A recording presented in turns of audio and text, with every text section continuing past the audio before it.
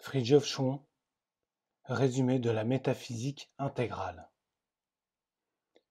Chapitre: L'imposture du psychologisme. Nous entendons par ce terme de « psychologisme » le parti pris de tout réduire à des fonctions psychologiques et de mettre en question non seulement l'intellectuel et le spirituel. Le premier se référant à la vérité et le second à la vie en elle et par elle, mais aussi l'esprit humain comme tel, donc sa capacité d'adéquation et, de toute évidence, son illimitation interne ou sa transcendance. Cette tendance amoindrissante et proprement subversive s'est vue dans tous les domaines que le scientisme prétend embrasser, mais son expression la plus aiguë est sans conteste possible la psychanalyse. Celle-ci est à la fois un aboutissement et une cause, comme c'est toujours le cas chez les idéologies profanes, telles le matérialisme et l'évolutionnisme, dont la psychanalyse est au fond une ramification logique et fatale, et un allié naturel.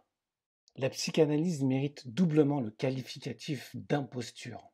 Premièrement parce qu'elle fait semblant d'avoir découvert des faits qui étaient connus de tout temps, et ne pouvaient pas ne pas l'être. Et deuxièmement, et surtout, parce qu'elle s'attribue des fonctions en fait spirituels, et se pose ainsi pratiquement en religion.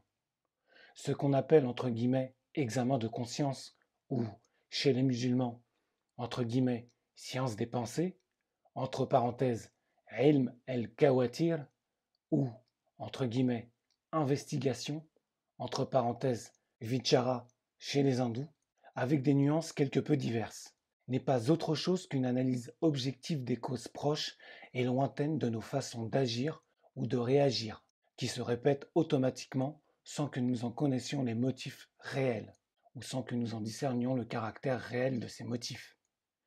Il arrive que l'homme commette habituellement et aveuglément les mêmes erreurs dans les mêmes circonstances, et il le fait parce qu'il porte en lui-même, dans son subconscient, des erreurs à base d'amour-propre ou de traumatisme. Or, pour se guérir, l'homme doit détecter ces complexes et les traduire en formules claires. Il doit donc devenir conscient des erreurs subconscientes et les neutraliser au moyen d'affirmations opposées. S'il y parvient, ses vertus seront d'autant plus lucides.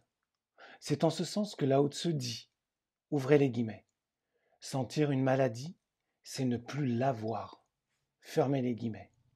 Et la loi de Manu, ouvrez les guillemets, il n'y a pas d'eau lustrale pareille à la connaissance, fermez les guillemets, c'est-à-dire à l'objectivation par l'intelligence. Ce qui est nouveau dans la psychanalyse, et qui en fait la sinistre originalité, c'est le parti pris de réduire tout réflexe ou toute disposition de l'âme à des causes mesquines et d'exclure les facteurs spirituels, d'où la tendance bien notoire de voir de la santé dans ce qui est plat et vulgaire, et de la névrose dans ce qui est noble et profond. L'homme ne peut échapper ici-bas aux épreuves et aux tentations. Son âme est donc forcément marquée par une certaine tourmente, à moins d'être d'une sérénité angélique, ce qui arrive dans les milieux très religieux, ou au contraire, d'une inertie à toute épreuve, ce qui arrive partout. Mais la psychanalyse, au lieu de permettre à l'homme de tirer le meilleur parti de son déséquilibre naturel et en un sens providentiel, et le meilleur parti, et ce qui profite à nos fins dernières, tend au contraire à réduire l'homme à un équilibre amorphe, un peu comme si on voulait éviter à un jeune oiseau les angoisses de l'apprentissage en lui coupant les ailes. Analogiquement parlant, quand un homme s'inquiète d'une inondation et cherche le moyen de lui échapper, la psychanalyse dissoudra l'inquiétude et laissera le patient se noyer. Ou encore, au lieu d'abolir le péché, elle abolira la mauvaise conscience, ce qui permet d'aller sereinement en enfer. Ce n'est pas à dire qu'il n'arrive jamais qu'un psychanalyste découvre et dissolve un complexe dangereux sans pour autant ruiner le patient. Mais c'est du principe qu'il s'agit ici, dont les périls et les erreurs l'emportent infiniment sur les avantages aléatoires et les vérités fragmentaires. Il résulte de tout ceci que pour le psychanalyste moyen, un complexe est mauvais parce que c'est un complexe. On ne veut pas se rendre compte qu'il est des complexes qui font bonheur à l'homme, ou qui lui sont naturels en vertu de sa déiformité, et qu'il est par conséquent des déséquilibres nécessaires et appelés à trouver leur solution en dessus de nous-mêmes et non en dessous. Note de bas de page. Ouvrez les guillemets. Mieux vaut pour toi qu'un seul de tes membres périsse, que si ton corps tout entier est jeté dans la géhenne. Fermez les guillemets. Entre parenthèses, Matthieu, versets 29 et 30.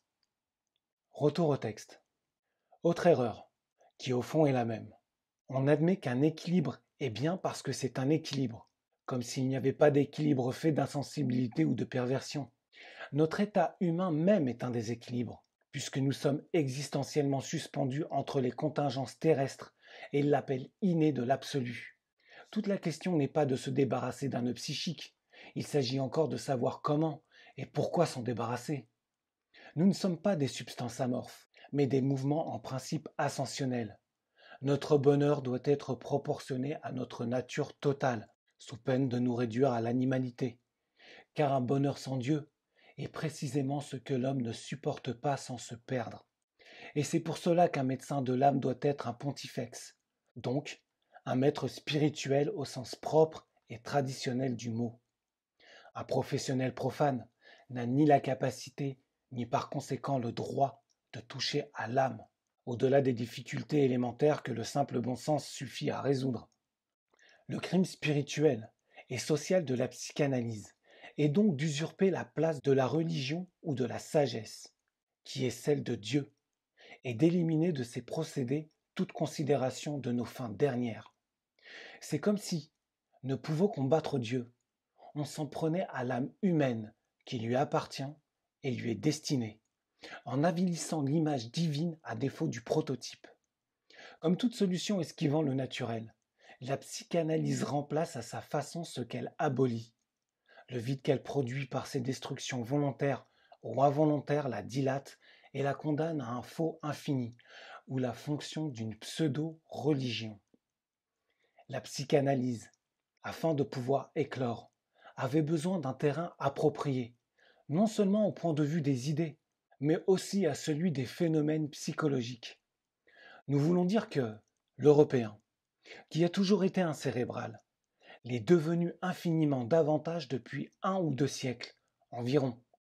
Or, cette concentration de toute l'intelligence sur la tête a quelque chose d'excessif et d'anormal, et les hypertrophies qui en résultent ne constituent pas une supériorité, malgré leur efficacité en un certain domaine.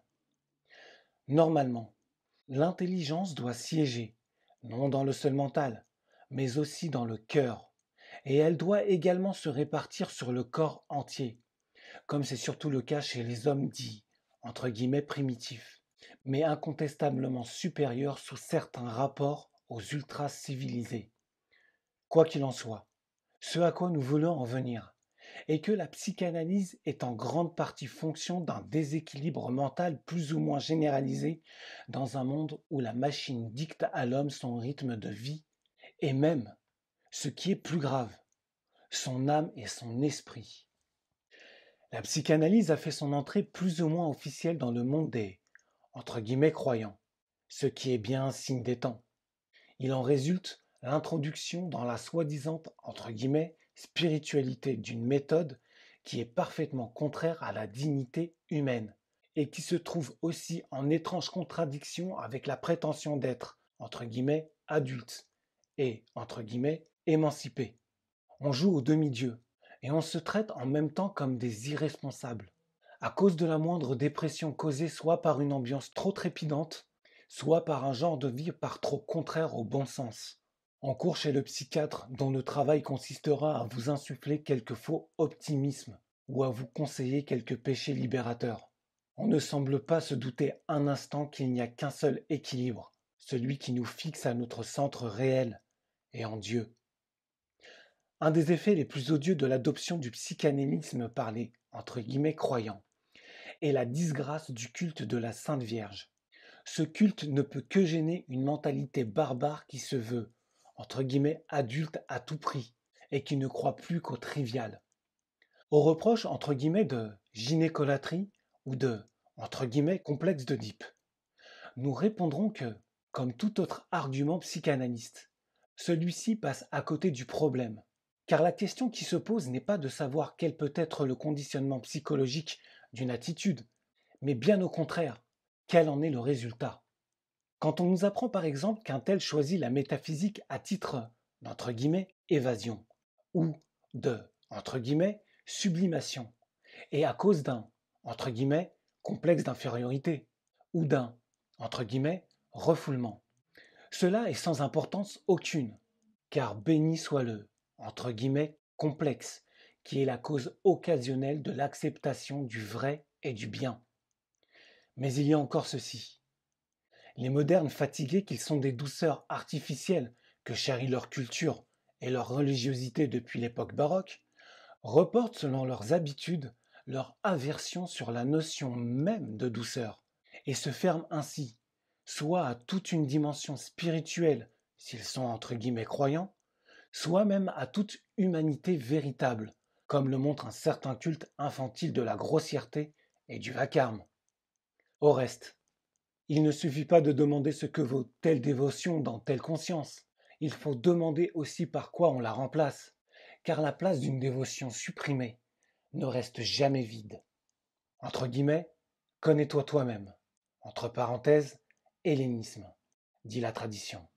Et aussi, entre guillemets, qui connaît son âme, connaît son Seigneur. Entre parenthèses, l'islam. Le modèle traditionnel de ce que devrait être, ou prétendre être, la psychanalyse, est la science des vertus et des vices. La vertu fondamentale est la sincérité, laquelle coïncide avec l'humanité.